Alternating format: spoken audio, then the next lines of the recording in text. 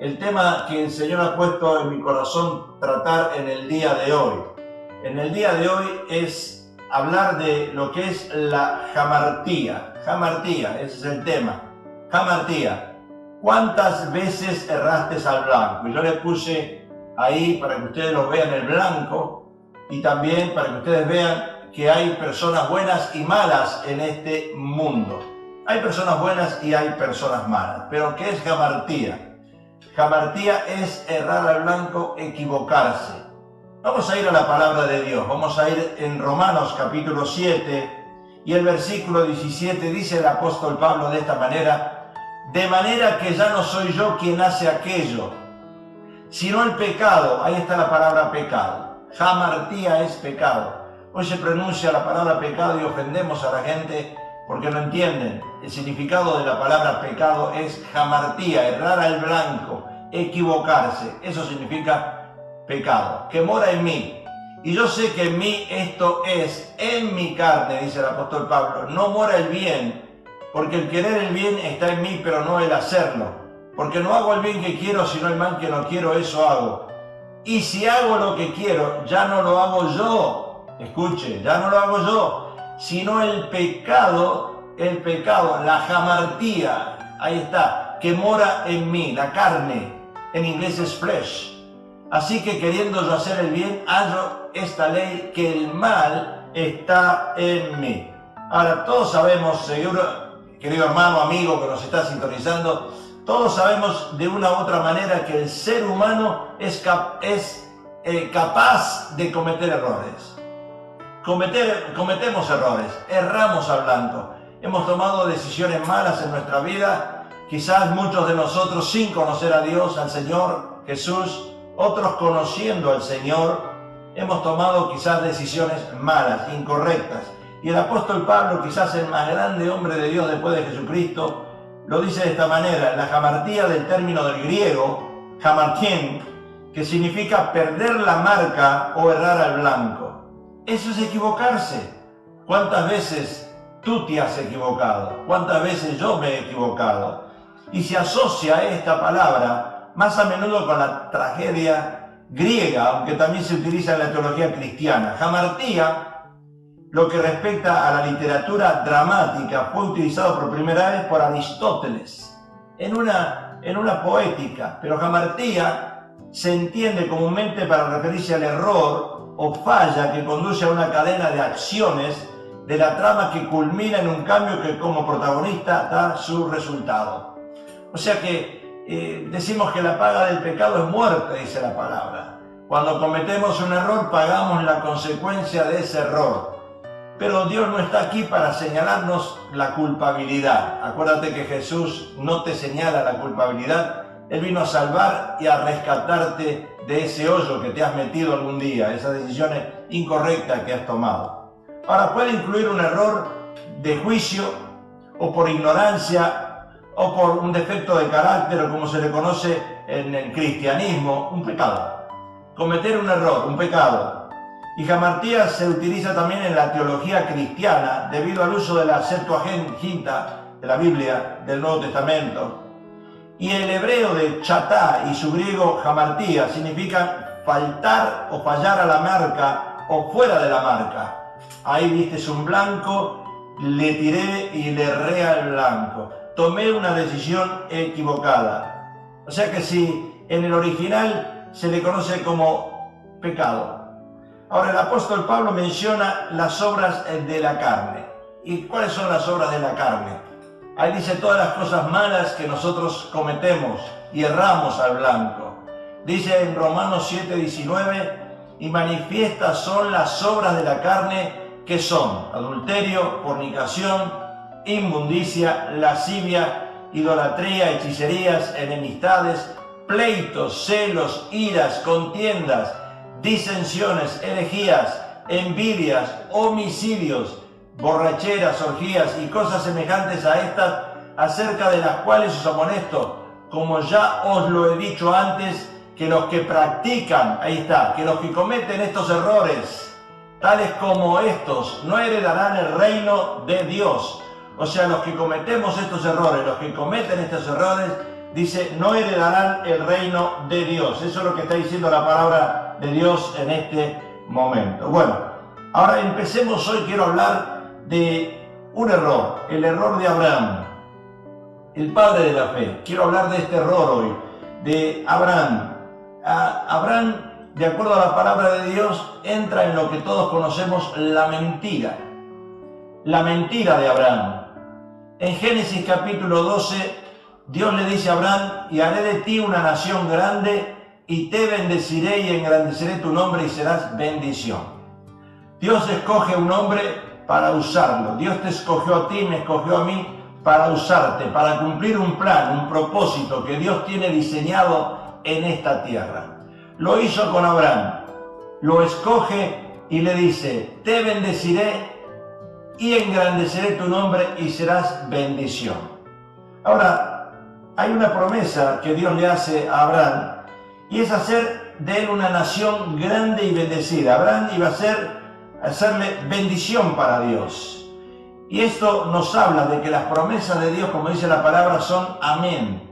Quiere decir que cuando Dios promete algo, lo cumple. Amén significa así sea. Dios promete algo, Dios lo cumple. Ahora, en Génesis capítulo 12, empezamos a leer la historia de Abraham un poquitito. Y dice, y aconteció que cuando estaba para entrar en Egipto, dijo a Sarai, su mujer, he aquí ahora conozco que eres mujer de hermoso aspecto, y cuando te vean los egipcios dirán, su mujer es, y me matarán a mí. Escucha bien la palabra, y me matarán a mí, o sea, Abraham, y a ti te reservarán la vida. Ahora pues, ahí viene la mentira, di que eres mi hermana, era la esposa, y él dice, di que eres mi hermana, para que me vaya bien por causa tuya, y viva mi alma, o sea, no muera, no lo maten, mi alma por causa de ti. Y aconteció que cuando entró Abraham en Egipto, los egipcios vieron que la mujer era hermosa en gran manera, también la vieron los príncipes de Faraón, y la alabaron delante de él, y fue llevada la mujer a casa de Faraón, e hizo bien a Abraham por causa de ella. Y él tuvo, en compensación, bueno, mire usted, tuvo ovejas, vacas, asnos, siervos, criadas, asnas y camellos. Pero dice el versículo 17, más Jehová hirió a Faraón. ¿Qué culpa tenía Faraón de la mentira de Abraham? Faraón paga los platos rotos, como diríamos nosotros. Jehová hirió a Faraón y a su casa con grandes plagas. Por causa de la esposa de Sarai, mujer de Abraham, por causa de la mentira de Abraham, Dios se la toma con Faraón. ¿Y no por qué no con Abraham? Entonces Faraón llamó a Abraham y le dijo, ¿qué es esto que has hecho conmigo? ¿Por qué no me declaraste que era tu mujer, tu esposa? ¿Por qué me dijiste mi hermana, poniéndome en la ocasión de tomarla para mí por mujer? Ahora pues, he aquí tu mujer, tómala y vete. Entonces Faraón dio orden a su gente acerca de Abraham y le acompañaron y a su mujer con todo lo que tenía. Ahora, algunos me preguntan a mí, ¿no es pecado mentir de acuerdo a los 10 mandamientos? Claro. Nosotros cuando leemos la palabra de Dios tenemos que entender la época en que se vivió el evento, los años en que fueron vividos, qué pasaba en aquella época. Tantos años atrás, ¿qué es lo que se vivió en ese momento? Eso es importante. Me preguntan a mí entonces, ¿no es pecado mentir? Claro que es pecado. Ahora, si es pecado mentir, de acuerdo a los 10 mandamientos, ¿por qué le dijo Dios a Abraham y a Sara para mentir? ¿No condena a Dios al mentiroso? ¿Por qué le permitió a Abraham mentir? ¿Acaso Dios no condena al mentiroso? Bueno, si vamos a la palabra de Dios, en Apocalipsis nosotros podemos ver algo importante ahí. Dice Apocalipsis 21, pero los cobardes e incrédulos, los abominables y homicidas, los fornicarios y hechiceros, los idólatras y todos los mentirosos, tú y yo. Bueno, ¿por qué? Porque siempre se nos ha escapado una mentira. Y acá dice, todos los mentirosos. Algunos me dicen a mí, pero fue una mentira blanca. Bueno, la de Abraham quizás fue una mentira blanca. una mentira tratando de protegerse él, de salvar su vida. Pero acá dice, todos los mentirosos tendrán su parte en el lago que arde con fuego y azufre, que es la muerte segunda. Si vamos a la palabra de Dios, nosotros encontramos las consecuencias de mentir. Cuando uno miente, trae consecuencias. Por ejemplo, la mentira, de acuerdo a la Biblia, lleva a la condenación, a la muerte eterna. Satanás, dice la Biblia, es padre de mentira, induce al hombre a mentir. Satanás es el que te induce a mentir y te arrastra a hacer cosas peores. Mentir por quedar bien es concederle un derecho legal a Satanás. Esa mentira blanca no existe, y mentir por quedar bien, entramos en el reino de Satanás. O sea, le damos el ok a él, en otras palabras. Detrás de toda mentira hay un espíritu oculto, porque cuando uno trata de mentir, hay algo que está ocultando esa mentira. Y el mentiroso pierde credibilidad en su entorno y ya no se le cree lo que dice. O sea, las personas que están al lado de una persona que miente, no le cree ya lo que está diciendo. También una mentira lleva a otra mentira, una mentira lleva a otra, y para tapar esta mentira usamos otra, después otra, con tal de tapar mentiras. Y esa otra lleva a otra, formando un eslabón de mentiras. O sea, lo que hablamos nosotros, una cadena de mentiras, que no solo enlazan al mentiroso, sino a toda su familia, a todo el contexto, finanzas también, y lo que va alrededor de esa mentira es enlazado en ese eslabón. La palabra de Dios dice ahora en Juan 3:8 dice, el que practica el pecado, o sea que el que practica esa mentira, es del diablo. Porque el diablo peca desde el principio, él es engañador.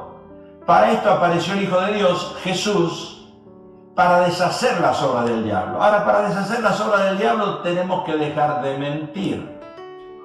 Ahora, entonces, ¿por qué Dios le permitió a Abraham mentir? ¿Por qué Dios le acepta la mentira a Abraham? Sigamos con la historia, ahí vamos a aprender. La Biblia nos dice que Moisés hizo lo que Dios le dijo que hiciera, Moisés, y también pasó lo mismo. Es tan sorprendente que Abraham podría haber dicho algo similar para evitar la muerte de los justos. Dios me mandó. Así le pasó a Moisés. Dios me manda. Abraham, Dios me mandó. Dios me ordena. Tengo un llamado de Dios y Dios me autoriza a mentir. Bueno, ahí tenemos que ver, hacer un paréntesis en esa declaración de Abraham, o de esa justificación. El registro de la Biblia nos dice que Dios bendijo a Abraham a pesar de la mentira. Eso me queda duda a mí. Entonces yo tengo que pensar, ¿cómo puede ser que Dios bendiga a Abraham a pesar de su acción? Ahora, Abraham no eligió este camino por su cuenta, pero al igual que Moisés, estaba obedeciendo una orden directa de Dios. Ahora, ¿quién puede conceder excepciones a sus leyes si le place? ¿Acaso no dice la Biblia que Dios no hace excepción de personas? Y si Dios no hace excepción de personas, ¿por qué hizo excepción con Abraham? ¿Por qué a Abraham le permitió ciertas cosas? Sabemos que había un plan de Dios en esto, pero ¿por qué Dios le permite a ciertas personas y le tolera ciertas cosas y a otras no? Bueno, eso es lo que vamos a ver en el transcurso de esta horita que estamos aquí hoy.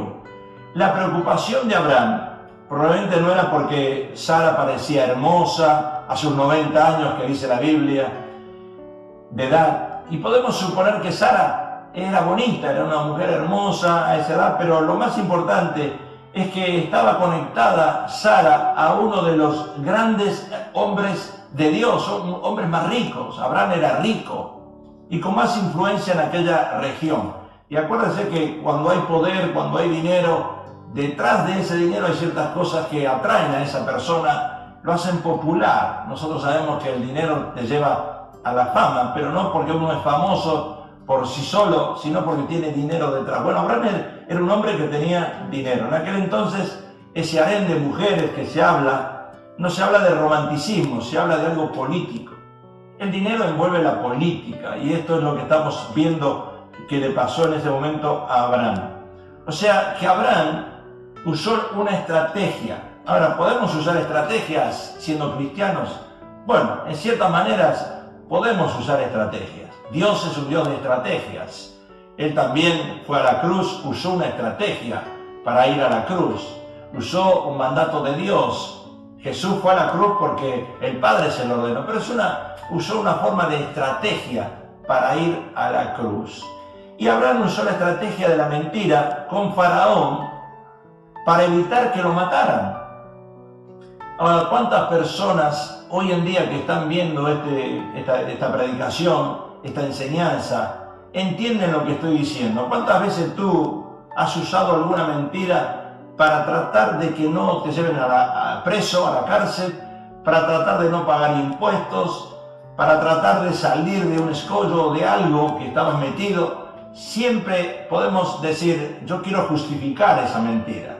Y siempre hay un área que uno quiere justificarla, pero no deja de ser mentira. Entonces, Abraham usó una estrategia de la mentira con Faraón para evitar que lo mataran. ¿Qué era mejor? ¿Ponerse al frente de Faraón y que lo maten o salvarse de la muerte? Bueno, es la pregunta que yo te haría a ti hoy en día. Si hoy viene alguien y te dice, ¿tú eres cristiano? Y si tú dices, yo soy cristiano, seguidor de Cristo, y te matan, como lo hacían en otros países tiempo atrás, mataban al cristiano. El mismo apóstol Pablo era perseguidor de la iglesia, mataba a los cristianos. Y si a ti viene la ley y te dice, si eres cristiano, te vamos a matar, ¿qué dices tú? ¿Soy cristiano? ¿Soy un hijo de Dios? ¿O vas a decir, como dijo el apóstol Pedro, lo negó a Jesús? Pedro también, el apóstol, era uno de los discípulos, y lo negó a Jesús. Quiere decir que se salvó Pedro de que lo maten. Y usó una mentira el apóstol Pedro. De eso vamos a hablar en la próxima semana, de la mentira de Pedro. Pedro usó una mentira, una estrategia para que no lo maten. Entonces en Génesis encontramos nosotros esa mentira con Faraón de Abraham. Y dice Génesis 12:11, y aconteció que cuando estaba para entrar en Egipto, dijo a Sarai su mujer, he aquí ahora conozco que eres mujer de hermoso aspecto. Y cuando te vean los egipcios dirán, su mujer es, y me matarán a mí, y a ti te reservarán la vida. Versículo 13 dice, ahora pues, di que eres mi hermana. Ahí está. Para la luz de Faraón salió la mentira, ¿verdad? Pero él no sabía bien, Faraón no sabía, creyó esas cosas. Di que eres mi hermana para que me vaya bien por causa tuya y viva mi alma, o sea, no se muera, por causa de ti. O sea que Abraham usa una estrategia de la mentira con Faraón para evitar que lo mataran. Ahora, ¿acaso Dios permite eso, que usemos estrategias usando la mentira? Bueno, eso es lo que tenemos que nosotros ver más adelante, porque como dije al principio, hay personas malas, hay personas buenas, hay personas que cometen errores involuntariamente y hay personas que cometen errores voluntariamente. Y eso es lo que nosotros tenemos que entender en la Biblia. En la Biblia encontramos hombres de Dios, líderes, que han cometido errores. Quizás no hay uno que encontremos que ha sido santo, porque el único que fue 3 veces santo es Dios, dice la palabra. Dios es santo 3 veces. O sea que a nadie le gustan las mentiras, especialmente a aquellos que te abren la puerta de la confianza. Cuando te atrapan en una mentira, ya no empiezan a dudar de ti y a no tener confianza. Pero claro, tenemos que ser sinceros hoy en día. Todos hemos mentido. Dice la palabra, no hay justo ni aún uno. Todos hemos pecado. Pecado es jamartía, que es lo que estamos tratando ahora. Todos hemos cometido errores, es lo que dice la palabra de Dios. Y decimos una mentira completa o una verdad a medias, lo cual es lo mismo. Ahora, no ser honesto en todos nos convierte en mentirosos. Si no somos honestos, nos convierte en mentirosos. Pero si en esta jungla, en esta selva que estamos viviendo hoy en día, todo lo que decimos es la verdad, tú y yo estaríamos muertos. Por supuesto, tenemos que usar algún tipo de estrategia dentro de lo que la ley nos permite para poder sobrevivir en esta jungla, en esta selva. Algunas veces mentimos quizás para proteger a otros, pero la mayoría de las ocasiones lo hacemos para salvar nuestra propia vida, para nosotros mismos, salvarnos de algún error que hemos cometido. Y no queremos que nuestra persona, claro, se vea dañada. Primero yo, después yo y al último mi prójimo. Siempre es así la ley. Primero yo, segundo yo y bueno, de mi prójimo no me interesa que me salve yo. Bueno, así pasó con Abraham. Ahora, la segunda vez que Abraham usa la mentira, lo vemos en Génesis capítulo 20. En Génesis capítulo 20 vemos la segunda vez que Abraham usa la mentira. Pero vamos a ir a una pausa y paramos por la palabra. Y seguimos ahora, seguimos en el tema que estamos tratando. Vamos a seguir hablando de la segunda vez que Abraham usa esa mentira. Hay una segunda vez. Bueno, uno dice, ¿cómo puede ser? Mintió una vez y ahora miente la segunda. Bueno, vamos a Génesis capítulo 20, versículo 1. Dice, de allí partió Abraham a la tierra de Negev y acampó entre Cades y Sur. Ahí dice, Cades y Sur. Y habitó como forastero en Gerar. Y dijo Abraham de Sara su mujer, es mi hermana. Mire lo que está diciendo, es mi hermana. Y Abimelech, rey de Gerar, envió y tomó a Sara. Pero Dios vino a Abimelech en sueños de noche. Mire lo que hace Dios. Y le dijo, he aquí muerto eres a causa de la mujer que has tomado, la cual es casada con marido. Dios le habla a Abimelech. No le habló a Abraham, le habló a Abimelech. Le advirtió a Abimelech que iba a tomar una mujer casada. ¿Cómo es que Dios hace eso? Dios advierte. ¿Te advierte Dios ante tiempo? ¿Es el Espíritu Santo que nos advierte antes de cometer un error? Bueno, eso lo vamos a ver más adelante. Y dice más, Abimelech no se había llegado a ella. Y dijo, Señor, ¿matarás también al inocente? No, me dijo él, mi hermana es. Y ella también dijo, es mi hermano. Sara dijo, es mi hermano. Con sencillez de mi corazón y con limpieza de mis manos he hecho esto. O sea que acá vemos que tanto Faraón como Abimelech, Dios los culpa, es como una maldición, por haber tomado a Sara como una supuesta esposa. Es increíble, a veces no lo podemos pensar eso, ¿cómo puede ser que Dios haga eso? Pero en Génesis capítulo 12, versículo 17, dice, mas Jehová hirió a Faraón. ¿Cómo? Abraham miente y maldice a Faraón, y hiere a Faraón, y a su casa con grandes plagas, por causa de Sarai, dice, por causa de Sarai, mujer de Abraham. Y en Génesis 23 dice, pero Dios vino a Abimelech en sueño, mire usted lo que hace, de noche, y le dijo, he aquí muerto eres a causa de la mujer que has tomado, la cual es casada con marido. O sea que Sara estaba casada.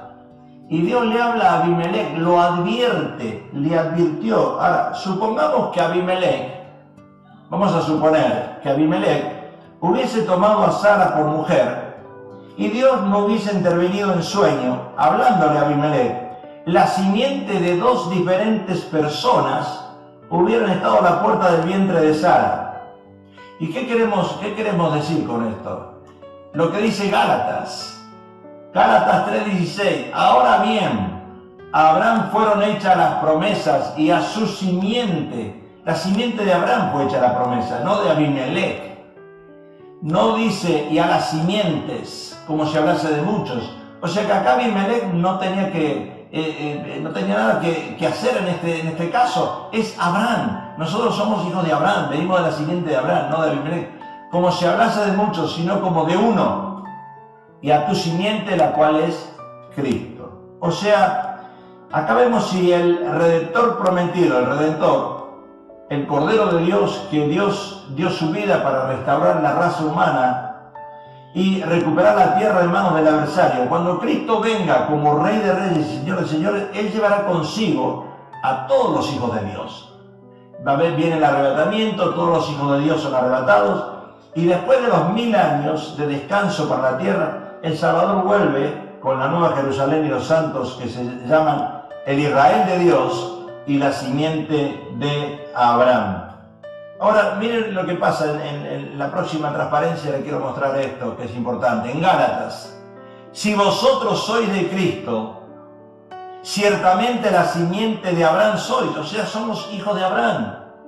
Abraham, padre de la fe. Venimos de allá, hijos de Abraham. Nada tiene que ver Abimelec en esto. Y conforme a las promesas, los herederos. Somos herederos nosotros, los que hemos aceptado a Jesús. Cuidado, esto no habla de religión. Esto habla de relación personal con Cristo. Tú tienes que abrir tu corazón y aceptar a Jesús. No te importa la religión. Acá no estamos hablando de religión. La religión no salva. El único que salva es Jesucristo a través de la sangre preciosa derramada en la cruz del Calvario 2000 y pico de años atrás. Así que tienes que entender bien este pasaje. Salte de cualquier contexto religioso y ahora haz tu entrega completa y total a Jesucristo. Abre tu corazón y acéptalo.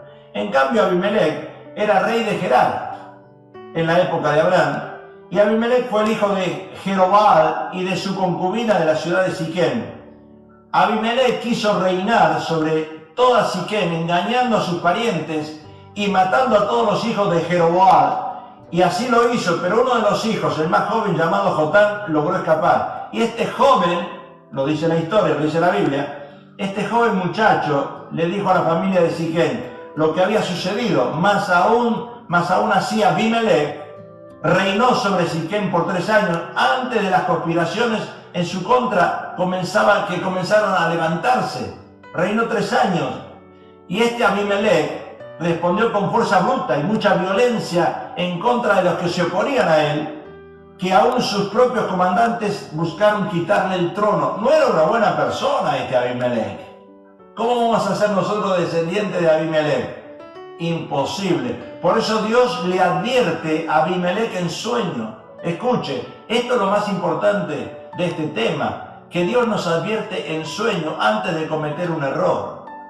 Una guerra civil, dice la historia, irrumpió en la ciudad de Tebes, lugar donde Abimelec rodeó a todos en la ciudad y encerrándolos en una torre con la intención de quemarlos vivos. Era malo este hombre.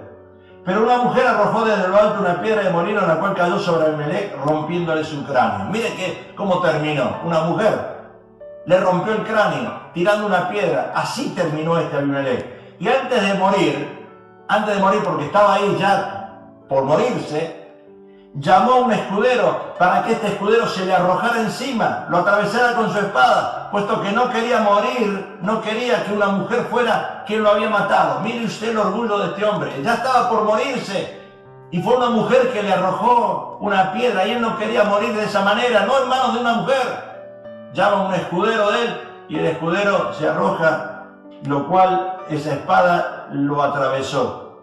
Y este fue el fin de la vida y reinado de Abimelec. Un régimen ilegítimo de fuerza y sangre, un contraste muy marcado con el reino de su padre. Ahora llegamos a una conclusión de la mentira de Abraham. Ahora, pongámonos a pensar un poquito que cerrado completamente toda matriz de Sara, bueno, en este caso de Sara, significa que el Señor hizo que ninguna de las mujeres de la casa de Abimelec pudiera tener hijos. Todas las mujeres. Estamos ilustrando, ¿no? Y aunque se maldijo la casa de Abimelec de inmediato, porque había tomado a Sara, el Señor le advirtió de su error y le dio la oportunidad a Abimelec de evitar cometer un serio pecado. ¡Wow! Esto me abre la mente a mí. Porque Génesis 23 dice, pero Dios vino a Abimelec en sueño. Dios habla en sueño. Y Dios te advierte antes de cometer un error. No podemos decirle a nadie, yo no sabía que esto me iba a pasar. Yo no sabía que me casé con la persona incorrecta. Yo no sabía que tomé una decisión de irme a otro país en una forma incorrecta. No, un momentito. Dios te advierte en sueños y te dice lo que tienes que hacer. Ahora, está en el libre albedrío del hombre y de la mujer tomar esa decisión. Quizás tú tomaste una decisión incorrecta. Quizás quisiste escaparte de la casa de tus padres y te casaste con ese hombre o con esa mujer que Dios nunca te había dicho que te casaras. Ahora, en algunas culturas antiguas se aceptaba la práctica de que un rey tomara a cualquier mujer de su elección para que fuera su esposa. Antes tenían muchas mujeres, concubinas, Salomón muchas, ¿verdad? Y David también tenía muchas mujeres. Ahora, cada uno de nosotros quizás cometerá un serio error sin antes haber sido advertido por los susurros del Espíritu Santo. Es muy difícil, porque cuando tenemos el Espíritu Santo que ahora habita en nosotros, dice la palabra de Dios que Él nos advierte antes de cometer el error. Ya lo sabíamos por la palabra, pero ese canto que dice que hay un propósito en mi vida, hay un propósito en tu vida, bueno, claro que hay un propósito. Hay un propósito, había un propósito en la vida de Abraham, seguro que había un propósito en la vida de Abraham. Y vamos a continuar a ver si finalizamos la historia de Abraham. Jamartía significa entonces errar al blanco, pero Dios antes nos advierte de cualquier tipo de decisión que tomamos. La paga del pecado es muerte. La paga, la jamartía es muerte. Cometer un error significa muerte, es lo que dice la palabra de Dios. A veces cuando hemos cometido un error es posible que hayamos dicho, sabía que no debía hacerlo, pero lo dijimos. No me sentía bien al respecto, pero lo hice. Son razones, justificaciones que estamos dando. O tal vez sabía que debería haber hecho esto, pero simplemente no tuve el valor de hacerlo. Y esas impresiones son el Espíritu Santo que intenta dirigirnos a hacer el bien o prevenirnos para evitar que suframos algún daño. Entienda mi hermano, entienda mi hermana, entienda mi amigo. Dios nos advierte antes, a través del Espíritu Santo, que es la tercera persona de la Trinidad, que habita en uno cuando acepta a Jesús. Cuando acepta a Jesús, el Espíritu Santo habita en uno. Él nos advierte de no cometer ciertos errores. Ahora, técnicamente Abraham estaba en lo correcto al declarar que Sara era su hermana. Sí, era su hermana, pero vamos a ver por qué era su hermana. ¿Por qué dice que era su hermana? Después de la muerte de Sara, Harán, el hermano mayor de Abraham, es muy posible que el padre de Abraham, Taré, llevara a Sara a su casa y la cuidara, de modo que era a todos efectos, era la hermana de Abraham, hermanastra diríamos nosotros, o media hermana. Era una media mentira. Bueno, era la esposa, pero era una media hermana. Y puede que deba explicar que en algunas culturas, como dije antes, antiguas, si un rey se quería casar con una mujer y ella ya estaba casada, el rey podía mandar matar al marido. Miren lo que pasaba antes. El rey podía mandar a matar al marido de ella para que él la pudiera tomar como su propia esposa. Y parece que Abraham temía que esto le sucediera a él. Si lo mataban a Abraham, entonces Sara iba a caer en manos de Abimelech o de Faraón en el principio. Abraham también podría haber estado confiado en las instrucciones que el Señor le había dado cuando estuvo en una situación parecida en Egipto. O sea que, dicho en otras palabras, en unas palabras más suaves, como dicen acá, Abraham la regó, pero no es que la regó en una forma total. Había una cierta justificación dentro de todo esto. Era la media hermana, Sara. Pero se podía haber casado, claro, se casó. Era la esposa también. Entonces, es una media mentira. ¿Se salvó Abraham de morir? Claro, se salvó de morir, no lo mataron. Y después podemos ver nosotros que a través de esa consecuencia de que Dios lo perdona y lo salva y lo restaura, que Abraham sigue con ese plan de Dios. Lo que yo quiero decirte, querido hermano y amigo, que Dios tiene un propósito, un plan en nuestra vida. ¿Cuál es el plan? De que prediquemos la palabra de Dios. ¿Vamos a tener enemigos alrededor nuestro? Claro que vamos a tener enemigos. A veces inclusive los enemigos nos van a tentar, porque Satanás va a permitir que esos enemigos vengan y te tienten. Jesús fue tentado en el desierto por Satanás. Y nosotros podemos ser tentados también. Y tratar de provocarnos a mentir algunas veces, a decir algunas mentiras, medias mentiras, o a tratar de justificarnos. Pero bueno, las consecuencias o la paga del pecado es muerte. O sea, tenemos que tratar de no, por supuesto, de no mentir. Vamos a ir al Génesis capítulo 20, versículo 11, y yo quiero terminar con este versículo. Y dice, y Abraham respondió, porque dije para mí, ciertamente no hay temor de Dios en este lugar. Abraham sabía que en ese lugar, en ese momento, en ese año ahí, en esa etapa que Abraham estaba viviendo esta historia, dice, no había temor de Dios en ese lugar. O sea, cuando no hay temor de Dios, nosotros los seres humanos optamos por hacer cualquier cosa que contradiga la voluntad de Dios, porque no hay temor. Y temor de Dios no significa tenerle miedo a Dios o tenerle quizás miedo a las consecuencias. No, temor a Dios significa entender y respetar la voluntad de Dios en nuestra vida. Y también temor a Dios significa que nosotros leamos la palabra de Dios y no cometamos errores dos veces. Abraham cometió el mismo error dos veces. Y tú me puedes decir a mí, pastor, yo me equivoqué una vez, cometí un error. Pero si cometes el error dos veces, yo quiero hablar y no lastimar a nadie, pero hay personas, como yo trato de consejería con diferentes personas, pero ¿cuántas veces te has casado? No, me casé la segunda vez. ¿Cuántas mujeres se casaron la segunda vez, cometieron error y se casan la tercera y vuelven a cometer error la tercera vez? No hay dos sin tres, decimos nosotros. No hay dos sin tres. Pero quizás tú puedas cometer un error, pero volver a cometer el mismo error, no hay justificación. No hay justificación cometer dos errores, el mismo error. Abraham lo cometió y Dios nos advierte de que no podemos cometer el mismo error. Como esa mujer cuando Dios le dijo, 5 maridos tuviste y el que tienes ahora no es tu marido. ¡Wow! ¿Cómo puede ser que una mujer cometa 5 errores al mismo tiempo en su vida? No. Tenemos que entender que la palabra de Dios nos advierte a no mentir. Claro, los mentirosos no heredarán el reino de los cielos, dice la palabra. Pero si cometemos un error y cometemos ese mismo error otra vez y lo volvemos a cometer otra vez y después levantamos los ojos al cielo y le decimos, Señor, ten misericordia de mí, perdóname. Bueno, está bien, Dios es manso, pero no es menso. Entonces tengamos cuidado a veces cuando nosotros nos abusamos de la misericordia y del amor de Dios. Así que esta enseñanza de Abraham nos ha ayudado a salirnos de cualquier enredo que estamos envueltos, en el nombre de Jesús.